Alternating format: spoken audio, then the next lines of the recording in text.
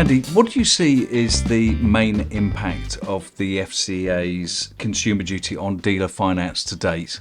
Well, actually, as a business, we carried out quite an extensive survey back in September with well over 200 dealers, a mix of big groups, supermarkets and small independents, just to get a feel for where they thought they were with consumer duty. Encouragingly, over 80% thought, they had it nailed, they were prepared for it, they were happy with where they were on it, which is fine. That's great. That's really good news. But I think the key message that we need to go over and the FCA need to go over is that was only the start of the journey.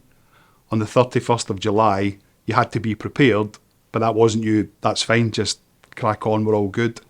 It's about how they then handle consumer duty going forward, how we measure what the customer outcomes are, and that they continue to focus on that. And it's not just a box that they had to tick by a certain date. Was the first thing.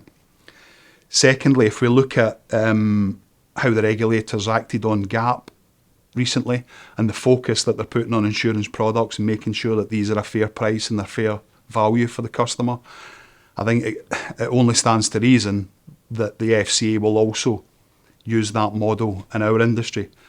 So the dealers need to be really prepared for demonstrating that the customers are getting a good outcome and that they're being looked after throughout the whole process of consumer duty. Then it can only be a positive thing. So does consumer duty sound the death knell for dealers' F&I profit as a profit centre? I don't think it does, because there's always been a fear, I think, from customers that because they might know dealers are making commission and, are we getting charged too much? Is there anyone looking at what we get charged here? So I actually believe that consumer duty will bring a level of comfort and trust from customers that point of sale finance is well regulated and is a viable option for them. So it could possibly increase F&I opportunities. Claims management companies seem to be continuing to focus on motor finance. How do you feel that their activity will be developing? I think from what the industry experienced as the banks did with the PPI thing, there is definitely a place for claims management companies if there's evidenced mis-selling. What I think the danger is at the moment is you've got claims management companies, in particular lead generation companies, just throwing the net out there without any kind of real tact or real evidence of any mis-selling having taken place. So I think, there's a place for it, but the FCA who regulate these companies have got a real responsibility to make sure that both the claims management companies and the lead generation companies are looking at a good customer outcome and not just a commission journey. Have the FCA acted and have they done enough? What's left to be done?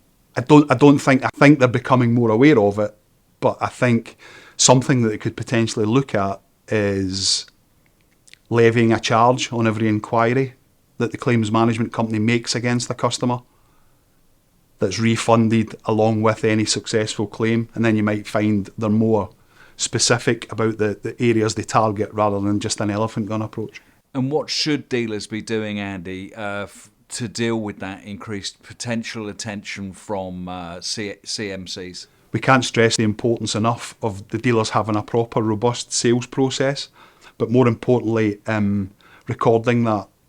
So, having a record of what was presented to the customer, having a record of the full process from the point they quoted to the end of the journey where the customer's signing finance agreements and collecting their car.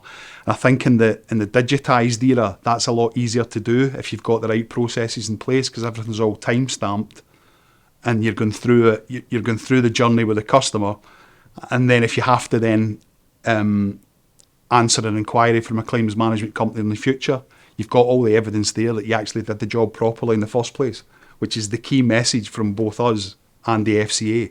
If you do the job properly and record it properly, you shouldn't have anything to worry about with these companies. It's important to be cautious with all of your communications, isn't it? Absolutely. In particular, I think we've written out to our dealer partners recently on the dangers of, not the dangers, but the things you need to be aware of, particularly with social media posts. because you could innocently advertise something or suggest a promotion to a customer on social media that also requires the same level of regulation as if you were putting an advert on the internet, on your website, or indeed something on a poster in the showroom. It does carry the same level of regulation, so we need to be very careful with those types of things as well.